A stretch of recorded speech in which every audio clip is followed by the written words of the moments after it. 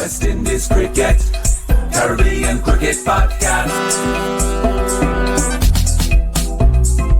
West Indies Cricket, Caribbean Cricket Podcast. Yes, ladies and gentlemen, welcome back to another edition of the Caribbean Cricket Podcast. I'm one half of the Caribbean Cricket Podcast, Machel and Santokie, and with me as ever is my partner in crime, Santokie Nagilendran. Santokie, how you doing? Yeah, Mash, all good. Enjoying my Sunday. I hope everyone watching this is having a restful Sunday and ready for a big video. You know, the content keeps on coming with the Caribbean Cricket Podcast, and we thought, Mash, let's do a different concept today. We're going to look at the West Indies Test side. Obviously, there's always a lot of talk about, you know, West Indies, how down bad we are in Test cricket and how poor we are and our talent pool being limited. So we thought, let's come up with an alternative universe West Indies Test 11. So for those of you asking, essentially, if there was no off-field drama or politics in West Indies cricket or selection issues, what would be the potential best 11 West Indies could field in Test cricket to try and be competitive, okay? So if that sounds a bit confusing, once we start reeling off the names, it will make more sense. So Mash, shall we get into it straight away? Shall we go with our opening pair for our alternative universe 11? Yeah, for sure. And I just want to put a disclaimer out, and it's important that we get this out right at the start of the video, because we already know how the drunk, ignorant uncles are going to react to this video. You're going to cuss about the inclusion of this man, that man. Listen to what Santokie said. We're talking about where we could have been if we weren't so intent in West Indies cricket on shooting ourselves in our own feet, and actually had clear developmental systems and plans with every player that has ever come through our system. As things stand right now in 2025, and I want to just put this as the disclaimer, Santokie.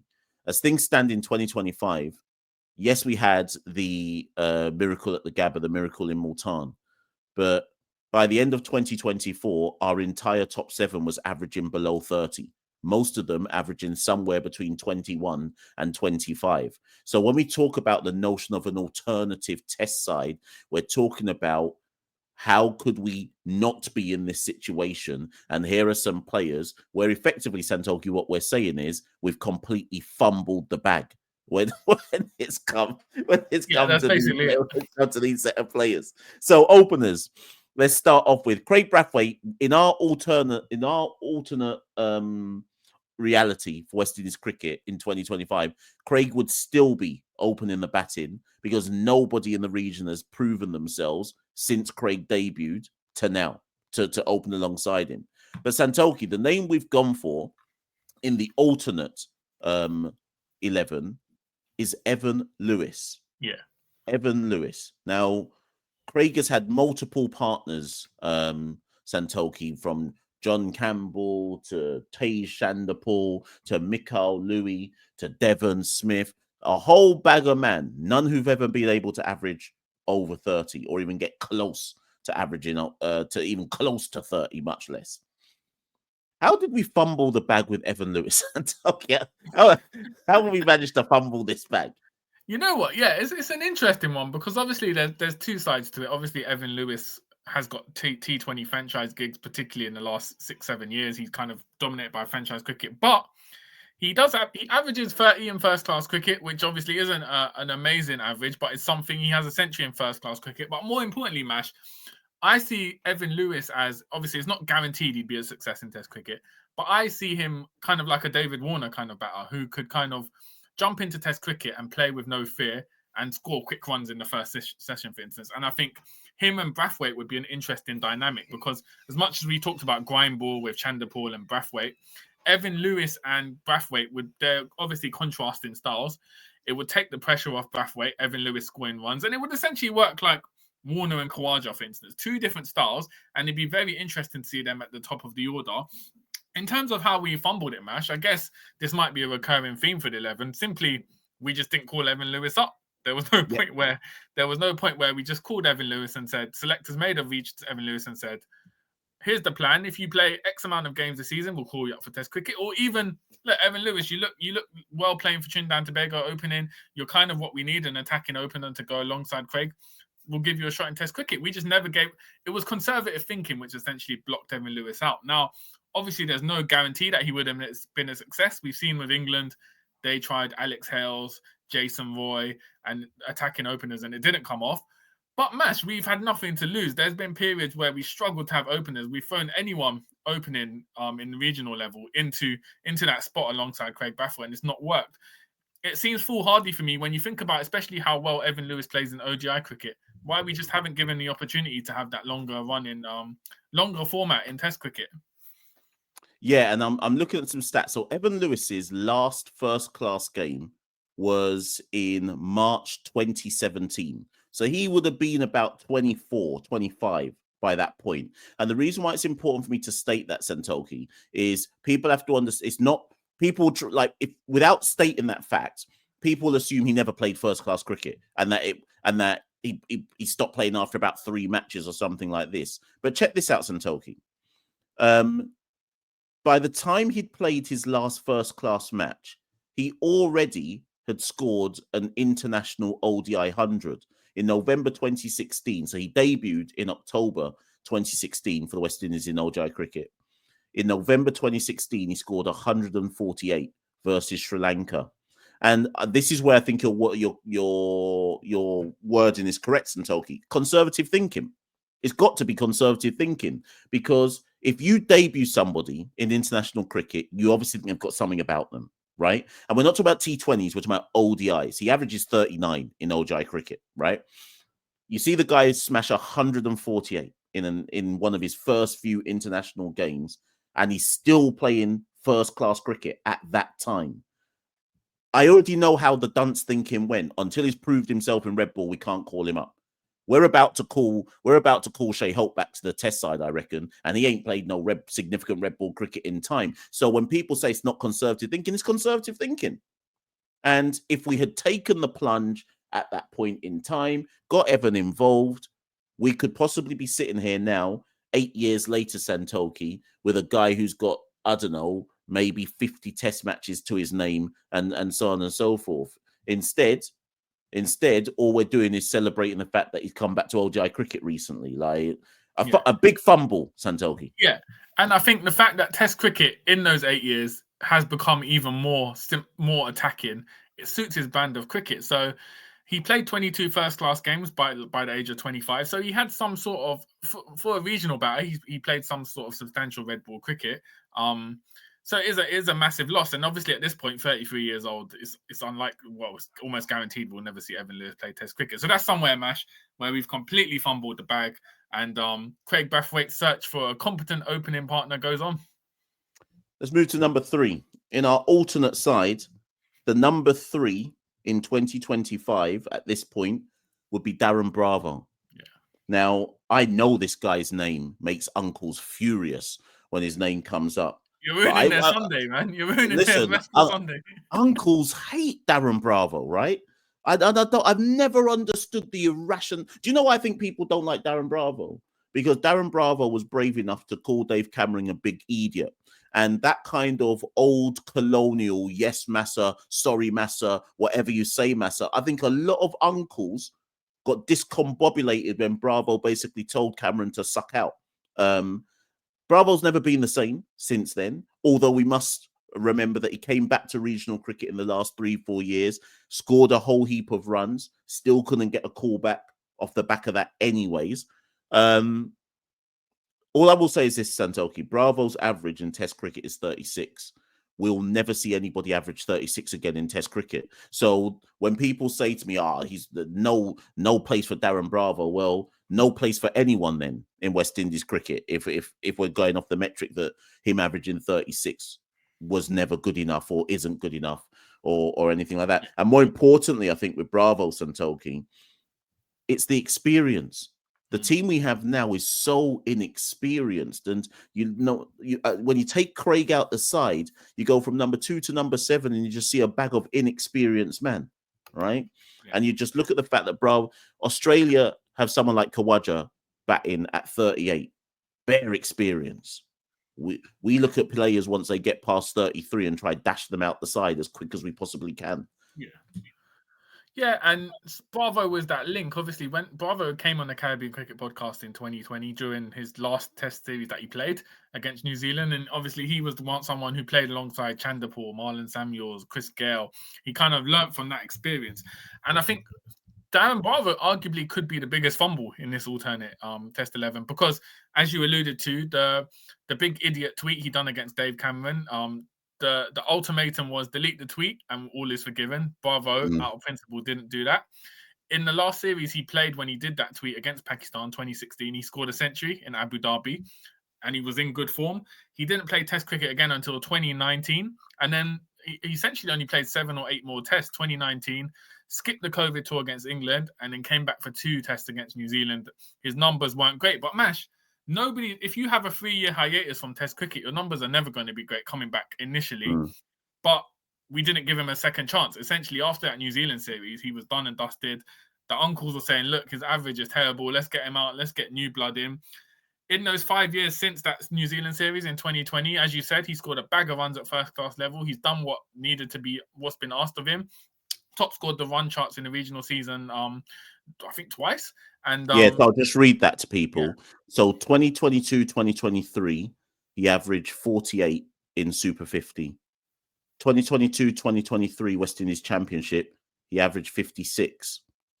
2023, 2024 Super 50, he averaged 83. He's never seen international cricket again since 2020.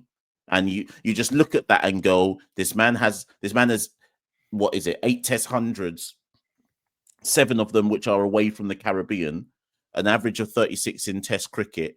He went through a 18-month period of dominating regional cricket, and we said to him, "Now you're old, you're not good enough. You're old, you're not good enough." The big joke is, Mash, I'm going to stay there as well. Darren Bravo is someone, Red Ball is his top form, in my opinion. It's his specialism form. But in 2022, we called him up for white ball cricket. He was batting at number 7 in the T20 side against England. And do you know what? The one thing I will criticize him for, which again, but I think your point is valid, they shouldn't have, when he finally returned to cricket again, they called him up before he was ready to return to international cricket. He was scratchy, he looked all out of sorts, and everyone's judged him off the back of that and said, he should never come out to Test cricket, right? That was 5 years ago. Subsequently has made runs, nobody wants him back in. And now we have no number 3. Yes, I know Amir Jangu's just played. Before that, it was Casey Carty. Before Casey Carty, it was Raymond Reefer. Like, it's a bag of foolishness, cuz. Yeah. Like, what? How can you go from Darren Bravo's not good enough to Raymond Reefer, Casey Carty, Amir Jangu? It don't make no sense. Yeah. And traditionally, your number 3 is meant to be like the stubborn batter, the one who you're thinking, this is going to be a big wicket if we can get it, but it's going to be tough. As you said, no offense to Raymond Reefer or Casey Carty, they don't fit that criteria. Darren Bravo does. The opposition know him, they respect him. What he's done overseas, double century in New Zealand, he's respected around the cricketing world as a talented batter. So he's someone who, would have that respect of opposition. They know he'd be a tough wicket, would suit that number 3. And as you said, Mash, in hindsight, considering who we picked subsequently since Darren Bravo's been out, it makes it comical that we haven't given him another chance. Listen, let's move to number 4. Number 4, this top 3 already sounds like 300 for 1, against any side. I want the side that we're picking. I want it to play our current Test side, right? obviously with Craig, it's hard. But so far we've got Craig, Evan Lewis, Darren Bravo, right? Now, the next person I'm going to, Santokie, I actually think is the biggest fumble and possibly the most disgraceful fumble of all in the list. Nkrumah Bonner, number 4. We're putting him at number 4. I know he batted number 3 for West Indies, but he's not a number 3. He's probably a number 4, so we put Bravo ahead of him. Bonner has not played a Test match, Santokie, since 2020. Let me just get the exact date. I think it was 2022. Yeah, 2022, the Tour of Australia. He got hit with the ball, got concussion. We never saw him again, right? By the time he left Test cricket after that tour, he'd played 15 Test matches and averaged 38, right? He had 1 200s and 1, 2, 3, 50s, right? And batted a whole bag of balls. Now, here's the funniest part. Well, no, actually, the not the funniest, but we have to just listen to this, Santokie. His last century of the two he scored was against England in March 2022. He got 123 at Sir Viv. After that, he got 38 not out. These are his next set of innings. 38 not out, 9-3-4, 33, duck, 16 not out, right? So 1, 2, 3, 4, 5, 6, 7, 8 innings. He had 8 more innings, 2 of which were not outs, and they said, dropped, you're never playing again. 8 innings, Santokie, 2 of which were not out, and they said, you're never playing for West Indies ever again. These days, Santokie, we're praising guys if they score 25 in a match. Yeah. And we told him to go away because he scored. He got 2 not outs and 6 poor scores and said, no, that's beyond the pale. You can never play again. Yeah, with Bonner, like you said, Mash, hit the nail on the head. His ability to soak up balls in a time where we're saying West Indians play reckless shots at the moment. Bonner, if you look at that away series win in Bangladesh, he soaked up the balls. He built partnerships with, Mayers, De Silva, soaked up the balls to get us across the line. Hit a century against, was it Sri Lanka in Antigua? Not long after that, then again against England. Patient innings. He almost plays in a classic test style.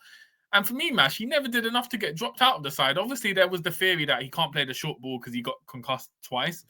That seemed to kind of dominate his career and towards the latter part of it. And then he was subsequently dropped. Desmond Haynes said, you got to put runs in a regional season to get back into the side. He couldn't do it. I always say Jamaica was unlucky that their next 2 games were hosted in Guyana and it was hard to score runs there. Then after that, he got injuries and he's disappeared from the regional scene. He got disillusioned, Santokie. He got disillusioned. It's the classic thing that happens in West Indies cricket. You drop a man, the man don't know how comes he got dropped. Raymond Reefer came in for him, which no one in the region could understand how a understudy to Jason Holder, who's supposed to bat 7, was suddenly our test match number 3, right? Well, obviously, that looked like a friendship move. But check out this stat, Santokie.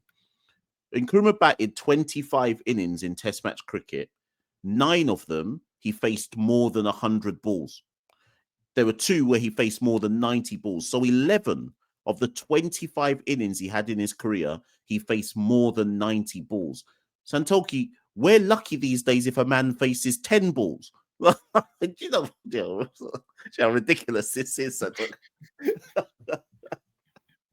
So with Bonner, for me, it always felt like, I don't know if there was something behind the scenes or going on, because on paper, as a fan looking at it, it didn't make sense why we discarded him so quickly, then didn't even give him an opportunity to come back into the side. When if you look at, we gave Shane Dulwich a comeback for West Indies cricket, even though he didn't take it up, he retired. And that was after not the same level of form and no recency international cricket. So for me, it's always been baffling why Bonner's been discarded. And similar to Bravo, obviously at 36 years old, more demoralized by anything, by kind of what's happened with it. We're not probably going to see them ever in regional cricket again. Yeah. Let's move to number 5. Number 5, and we've got at number 5, Brandon King. Now, this is an interesting one, Santokie, because I got into a Twitter X back and forth with some followers of the Caribbean Cricket Podcast over the weekend. And they were like, Kevlin Anderson should be in the test side before Brandon King gets in the test side. And I found that a super instructive conversation as to how much people have misunderstood Brandon King's journey and how much they've misunderstood that he should have been in this side a long time ago. So I refuse to accept that Kevlin Anderson has leaped over Brandon King, because Brandon King should already have been in this team anyways. Brandon's now 30, Santokie. But again, just to give you some stats before you chime in here. Before Brandon had that breakout season with Guyana Amazon Warriors in 2019, which made him into a white ball opener, he had just played the West Indies Championship and he'd averaged 48 that season, 100, 650s, and was being talked up as, okay, this guy is on the cusp of a West Indies call-up. 2 seasons before that, he averaged 52 in the regional Red Bull tournament, right? So he had a season average in 52, a season average in 27, a season average in 48. Everyone's talking about him going to play Test cricket soon. Then he has that season with Amazon Warriors, and everyone forgets that he's a red ball cricketer. And it's taken 5 years, Santokie, for the conversation to come back round now to maybe we should get Brandon King in the Test squad. What a huge fumble, Santokie. Yeah, definitely. And I think so far, if we're looking at the alternate universe scenarios, so with Darren Barber, it'd be what if he didn't tweet about David Cameron? Where would he be in the West Indies side? For Bonner, it'd be what if he didn't get concussed twice, which could have just been by pure chance. What would have happened to his career? With Brandon King, essentially the what if is what if he didn't have a breakout CPL in 2019, basically, because he was on the cusp of a Test call up. And randomly at the time, I remember it clearly. I was thinking, why is Brandon King opening for Guyana with hemorrhage? Like, this guy is not proven in T20 cricket, and he just piled on the run, scored a century in the semi-finals against Barbados. I remember, iconic innings, and from there he kind of went down the path of white ball cricket. However, we can't help that. If a man does well in another format, it is what it is. Why did West Indies suddenly decide to pigeonhole him as a white ball guy, knowing his back catalogue of first-class cricket exploits? Surely at this point, you'd say, oh, well, it's great he's doing well in white ball cricket, but if he can play at international standard in T20 and ODI cricket, let's give him a Test call-up, because the guys have got a first-class back catalogue of the past 3 seasons. He's been scoring runs. He kind of, his age, he was, 25 at that time, so he would have been a very good age to call up to the side. Again, similar to Evan Lewis, why were we so conservative? Why was it a case of, this guy's been doing well in CPL, let's make him a T20 star, rather than let's continue on that path. He's playing red ball cricket. He's committed to first-class season. Let's give him an opportunity in the Test side. Why with some players are we so conservative and hold our Test side in such esteem? Oh, no, we can't call him up to the Test side. It's the holy grail of our cricket. But then on the other hand, we'll dash a Raymond Reefer in at number 3 as well. Like, it doesn't make any sense, because I'm sure at the time, if you ask selectors, why aren't you calling Brandon King or Evan Lewis, it would be like, no, how preposterous. Like, you can't call him up to, it's the Test side, it's the pinnacle of cricket. But then we're contradicting ourselves with haphazard selection. So for me, Brandon King's a case of what if he just didn't happen to play well in CPL that year? Would he have gone on to the Test side, and would we have seen a long-term middle-order batter in Brandon King? And also, what if the selectors had just been a bit more logical and thought, we've got a red ball start, we've got a red ball player in the making, let's continue him on that path and make sure he doesn't divert from Test cricket. Yeah, and do you know, I'm just looking at his one-day international seasons, which they haven't, like, he's had an up and down one-day international. I think he's averaging about 31 at this moment in time. But my point with him and these like ODI and white ball exploits is he has international experience. So again, I think it just goes back to that point you made at the beginning. It's conservative thinking. Like, what are you waiting for? Like you know how the white ball calendar works. You know what the kind of T20 kind of maelstrom that we're in right now in terms of how it affects the cricket calendar in terms of franchise cricket. So what are we waiting for? I think we've wasted 5 years of his career. Should already have been in the Test side. I think he is about to get into it sooner rather than later, but we've clearly wasted. He should never have got to 30 before we finally got him into a Test squad. Let's move on. Far, just to recap, we've got Craig Brathwaite and Evan Lewis as our opening pair. Darren Barvo coming in at 3, and Nkrumah Bonner at 4, and Brandon King at 5. That's a pretty solid top order mash. Yeah, I think it'd beat our current Test team. So who we got at number 6? Shimron Hetmyer. Yeah, come on. Shimron Hetmyer. And you know what? Some people are going to say, "Where's your all-rounder?" But whatever. Shimron Hetmyer, number 6. Yeah, I don't think Shimron. If we're talking about alternate universe, I think for a lot of fans, Shimron Hetmyer would be the first player that came to their mind, because he was essentially being groomed as the next star of West Indies cricket. When he won that Under-19 World Cup, it was, all right, here's a guy who can play all formats of the game. He's going to be our next superstar. Obviously, it didn't go out that way, but Mash, he had a decent start to his Test cricket career. I remember in 2019 against England, he had a few good innings. I'm just checking his averages, what he actually averaged overall. I think it was 28 by the time he finished his last Test, but I'll double check. Yeah, it was 28. But the thing with Hetmyer is, even now he's 28 years old now, so he would have been about 22, 23 by the time he had the average. I'm not expecting a 22-year-old to come into cricket and immediately average 40 or score the big runs, but he showed enough promise and talent in the series he did play to think, all right, this guy's going to be in the Test side for the next 10 years. With Shimron Hetmyer, it's always a case of what if the discipline. So starting in February 2020, I think that was when he failed the fitness test for the Sri Lanka series. And then again, and then the COVID pandemic came alongside Darren Bravo. They've opted out, which you can't blame them for that. It was the COVID pandemic. But after that, he sort of just derailed. It sort of derailed his test career. He never got a call up again. I'm not sure if that was because he didn't want to tour during COVID. And then after that, we saw sort of fitness issues again crop up, sort of discipline issues, missing a World Cup. And so it's sort of all spiraled there. So I guess our what if with Shimon Hetmyer is, what if Hetmyer stayed focused, basically? What if Shimon Hetmyer stayed focused, carried on playing? What if he'd never got his IPL deal when he did? I think it's a combination of everything altogether. What if he'd stayed focused? What if West Indies knew how to manage him? What if he'd never got his IPL deal? Because remember, Santokie, I think what got him that IPL deal is in ODI cricket, I think he hit those 2 centuries in India at like the age of 20, 21. Yeah, exactly. And obviously, once you hit the big centuries in India, IPL deals come in. He had the floppy hat, he had the big chain, he fit the kind of West Indian T20 model at the time in terms of what big franchises looked for, and we just lost him. Yeah, we simply lost him from there. But I think if you talk to Hetmyer, like you said, essentially he's had IPL deals for 8 years running. So he's essentially secured almost generational wealth for himself by playing IPL cricket. So I guess if you ask Hetmyer, he probably wouldn't have too many regrets about not playing Test cricket just because of the financial things. But from a West Indian point of view, if we're building a dream Test side, Hetmyer should have been the focal point of our Test side for the next 10 years. He should have been the main star we're looking at. People would have been calling him the star boy. He would have been the guy grinding out the runs, doing the match-defining innings with the bat.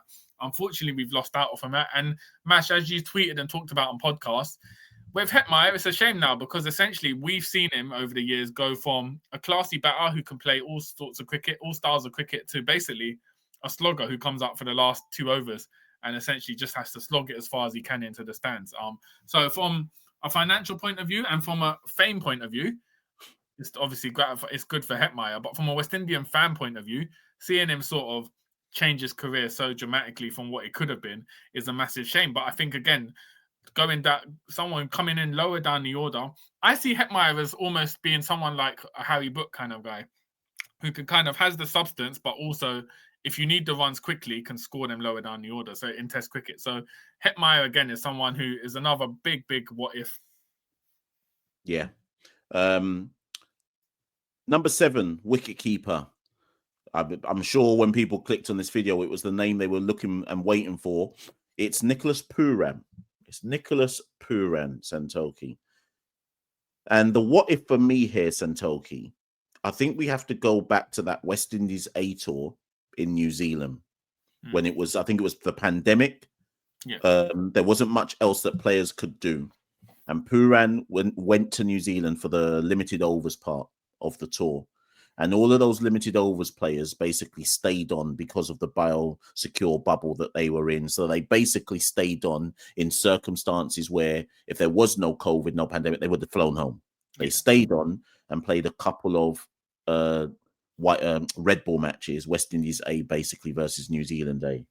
In those red ball matches, Pooran averaged 44 with a high score of 69. I need to double check that. Yeah, this is what my stats are telling me with a high score of 69. But the point is he played those red ball matches. Yeah.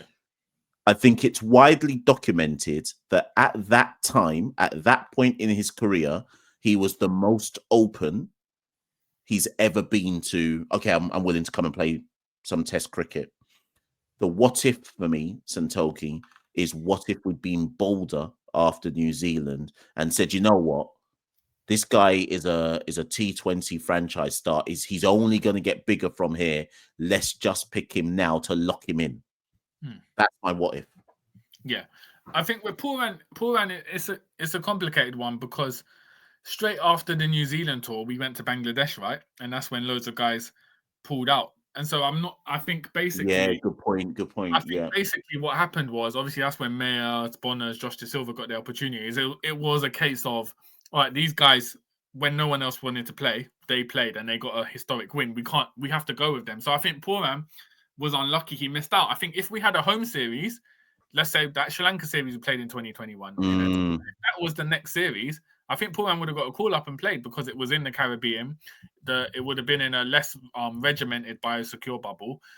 So that again, it's down to chances. But I do think it'd be interesting to know what conversations were had with Pooran, even if he was never going to play the Bangladesh tour, because obviously a lot of people dropped out of that one. But what conversations did Cricket West Indies and selectors have with Pooran in the immediate months after that? They would, Pooran, you played 2 first-class games. Did you enjoy it? How did it go? Would you think about playing Test cricket? And he's never sort of indicated that, or selectors never sort of indicated a conversation happened. So again, we sort of fumbled with not clear and consistent communication, because we could have surely used that as a basis for a call-up. If a man's played 2 first-class games, obviously it's only a selection pool of 2, but that indicates that he's willing to play the longer format. And with Pooran, he's a generational talent.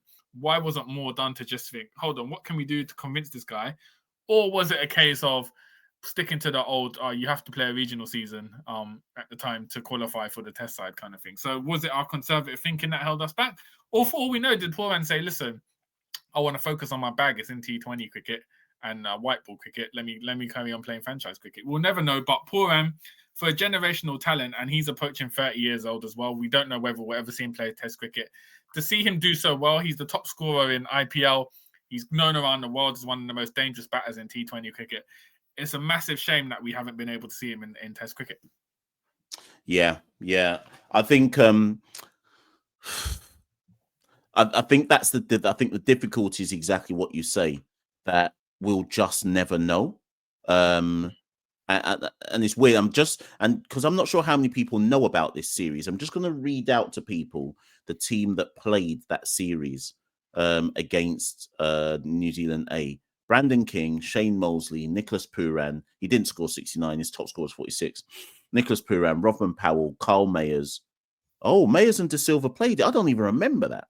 Mayers, De Silva, Reefer, Fabian Allen, Romario Shepherd, Hayden Walsh, O'Shane Thomas. So that was the side. And do you know what? Do you know how much of a what if it is, Santokie? Look at the New Zealand side. Glenn Phillips, Nathan Smith. I'm just calling some guys who are now, like, Glenn Phillips and Nathan Smith are now New Zealand players. Yeah. How many of that side that I just read to you are now West Indian players? Do you see what I mean? The thing is, Glenn Phillips was similar to Pooran, wicketkeeper, known as a white ball player, predominantly played white ball cricket, and now he's playing Test cricket regularly. He loves the format Test cricket, because they took a gamble and gave him a call up to Test cricket, I think 2 years ago. So it is a massive sliding doors moment. What if we'd been less conservative, or what if things had aligned and Nicholas Pooran would be our wicketkeeper batter coming in at number 7? Just to let people know, Brandon King opened in that series and Nicholas Pooran batted at number 3, which is quite interesting. Now, we said before we recorded, Santokie, that we didn't think we'd change the bowlers. We didn't think that there's a what if for bowlers per se, because I think even now in 2025, you'd be like, well, Shamar Joseph, Jaden Seals, Kemar Roach, let's throw in Alzari as well. It kind of is what you'd expect it to be. However, we did, just before we press record, we did throw out a couple of names. I'm going to throw out 3 names where I think there's argument. 4 names, in fact. I don't know if we want to talk about all of them, but 4 names where we could argue from a bowling perspective, there's a bit of a what if here. Mayers. We forget about Kyle Mayers. So Kyle Mayers is average by the time he got dropped. He averages, so his Test match averages he averages 32 with the bat and 18 with the ball. And we've never seen him again since he won that Test match against England at home. He may have played one more series after that. We've never seen him again. Now, granted, we've just had a batting order of Brathwaite, Lewis, Bravo, Bonner, King, Hetmeyer, Pooran. It's hard to make a case where we say, oh, Mayers comes into our 4 bowlers. But I think it's just worth mentioning what if with Carl Mayers, like he just disappeared from our team. But here's 2 guys who I think there's a big what if about. Sunil Narayan and Akil Hussain. Yeah. Now, obviously, we've got Multi and Warwican, but Narayan's an off spinner, mystery spinner, and Akil Hussain has never had a Test match. What about those 2? Yeah, Sunil Narayan's a massive one, because obviously we know what Narayan is. He's an all-time legendary spinner in T20 cricket. Played 6 tests for West Indies. And for me, the big what if is, what if Sunil Narayan didn't get called up in 2014? Because he played Test cricket until the end of 2013 and then got called up in 2014 for his action. I think being called up and having to remodel his action meant that he couldn't play the longer format with the remodeled action because you're under more scrutiny. And also, once you've remodeled your action, it's harder to bowl down 30 overs in Test cricket with a remodeled action. It's more complicated. I think getting called up complicated things. So for me, that's a massive what if, because the fact that Narayan played 6 tests, I'm just looking at it now, he only played 2 tests in the Caribbean, and his first one against New Zealand, he took 8 wickets. And then away in New Zealand, the last ever test he played in Hamilton, which is notorious for no spin. You don't go to New Zealand and spin out, man. He took 6 wickets in the final innings. So that shows you the potential he had. He only played 6 tests across a period of just over a year. But with Narayan, with what he can do, his variations, just the way he can spin it and make it turn. In Test cricket, I would have loved to have seen it because I think he could have been like a Nathan Lyon type of guy for West Indies, really. Because when he played those tests, he was 24, 25. Spinner, you can play up till 40, realistically, especially of Narayan's quality. He could have been our legacy spinner for 15 years. So for me, Narayan's a massive blow, and the what if Narayan didn't get called up? So Narayan would be our main spinner. And then Akeal Hussain, Mash. Akeal Hussain's obviously someone who's one of the top bowlers in T20 international cricket. Talk on Hussain, Mash. Where do you think it's gone? What's the what if with Akeal Hussain? Why haven't West Indies called him up, given him a red ball opportunity? I can only assume. Well, do you know? I need to look. I need to look to see when was Akeal's last red ball game for Trinidad. But I can only assume Jamel Warrican's always been a bit of a favourite, obviously, within the Test team. And Jamel Warrican plays season in. So he's not a white ball player. He plays season in, season out red ball cricket. So he's ahead of Hussain in that regard. Moti got recognised late on in his career, despite having the numbers. But when you look at Akeal Hussain's numbers, he had the similar numbers to Moti. And then Akeal breaks into the West Indies. It's a bit simple. Do you know what it is, Santokie? I see Akeal Hussain as similar to Evan Lewis.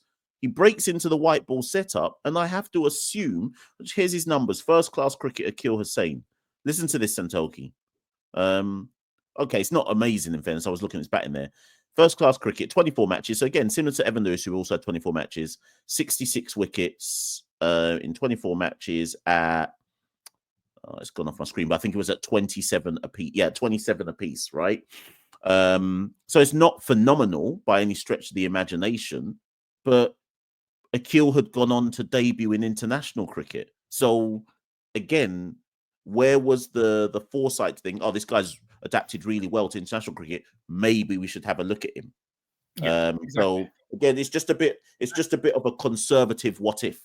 Yeah, and when you think Akeal Hussain at one point was seen as on par with Kari Pierre and what Pierre's been doing at regional cricket, you'd imagine Akeal Hussain, the way he overtook Pierre and kind of went into the stratosphere of white ball cricket, you can only imagine the things he would be able to do at red ball cricket. But again, the calendar means he hasn't played domestic cricket, and West Indies' sort of conservative selection over the years have meant if you're not playing regular domestic cricket, you're not in with a chance. So for me, Akeal Hussain's a massive blow. So actually, sorry, Santokie, let me just interject. Sorry. In 2019-2020, which was the last time he played the West Indies Championship. Sorry, no, that's a lie. He played one match in 2021-22. But in 2019-2020, just before COVID, the season that got curtailed by COVID, Akeal played 8 matches and took 36 wickets at 21. Do you see what I mean? Again, it's just that COVID thing was possibly a sliding doors moment for a lot of different cricketers in West Indies. I think the only thing that cushions our blow is, as you said, we've got capable spinners with Moti and Warrican who have kind of held it down. But you can only imagine the potential Akeal Hussain would have. So let me just run through. Let's run through, as we said, the fast bowlers. I think fast bowling has been our strength in recent years. There wouldn't be any dramatic changes. So our 11 mash, if I remember off the top of my head, Evan Lewis and Craig Brathwaite to open. Darren Barvo coming in at number 3. Yep. And Nkrumah Bonner coming in at number 4. Yep. Brandon King in at 5. Shimon Hetmyer in at 6. Yep. Nicholas Pooran, wicketkeeper, number 7. As our spinner, Sunil Narayan, Akeal Hussain. but that's not to discredit. Moti and Warwican have also done a good job. And then our bowlers, you'd essentially say Seals, Roach, Alzari, Joseph. As much as people might say, Alzari's been out of form, generally, overall as a player, he's someone who has been good in Test cricket. So I don't think there's any sort of question marks with our Test players. I don't think there's been any sort of... The only other what if would be a Shamar Holder, I think. If he hadn't got injured, Shamar Holder would go in there. Honourable mention, Mash. If we're going to talk about quickly, we won't go into a case by case, but off the top of my head, in terms of reserves, it came to mind when you mentioned the New Zealand tour, Mario Shepherd. Yeah, I was thinking that. He scored a century in that New Zealand tour and a 70 odd. And no one's ever thought about him as ever being anybody that should be in Test cricket, which is weird. What's mad?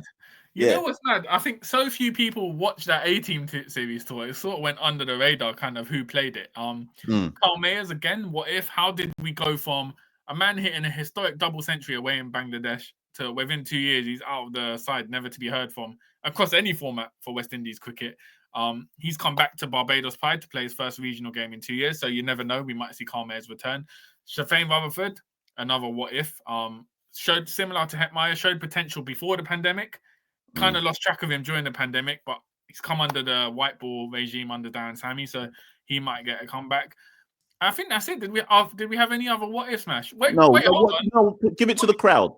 We'll give it to the crowd. If you think there's a what if in the alternative universe West Indies Test side, tell us who in the comments below with the justification. I just want to change something I said earlier on. So earlier on, I said Nicholas Pooran scored 69 in New Zealand, then said maybe he didn't. He actually did. It was in the second unofficial test. So on that tour, he scored 44, 39, 20-something, 69. Averaged 44 across the two matches. Never saw him in Test cricket. And also, Santokie, just to also go back to that tour, I was speaking about how it's interesting that New Zealand tried out some people. Batting at in the second game, batting at number 7 for New Zealand was a guy called Rachin Ravindra, right?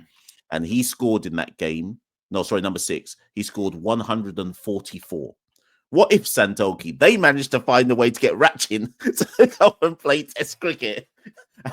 And we've managed to find the space for nobody in that New Zealand tour. Before we end, Mash, what are you saying? Holder ain't done nothing for Mash, you know? No Holder in that side. Allow me, innit? Uncles are smashing their computers across the Caribbean at the moment, hearing no Jason Holder in our alternate side. But let's hear it in the comments below. Do you agree with our 11? We've recapped it through. If you missed any, rewind a few minutes back. Here are our 11.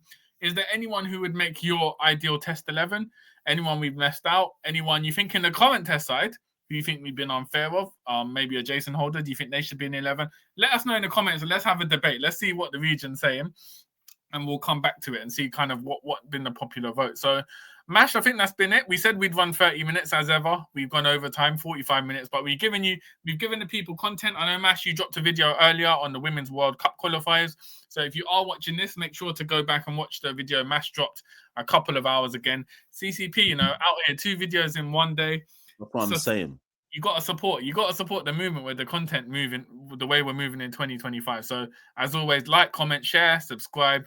Follow us Instagram, X, TikTok, Blue Sky, Facebook. Most importantly, if you can contribute, every little helps on patreon.com/carriedcricket. We're looking to get out to Ireland next month for the white ball series, so any little would help us getting over to Ireland and covering the tour, because no one else is going to be doing it. So as always, Mash, I'll hand over to you for the final words. Yes, people. Thank you so much as ever for listening to Caribbean Cricket Podcast. As Santokie says, you can see the ticker tape below. Make sure on the way out, like, share, subscribe. If you can contribute. You can also use super thanks and super chat in the YouTube comments. That's also another way to contribute if you want to do it that way. But listen, I've been Master St. Patrick Hewitt. Santokie's been Santokie. We'll see you all very, very soon. West Indies Cricket, Caribbean Cricket Podcast.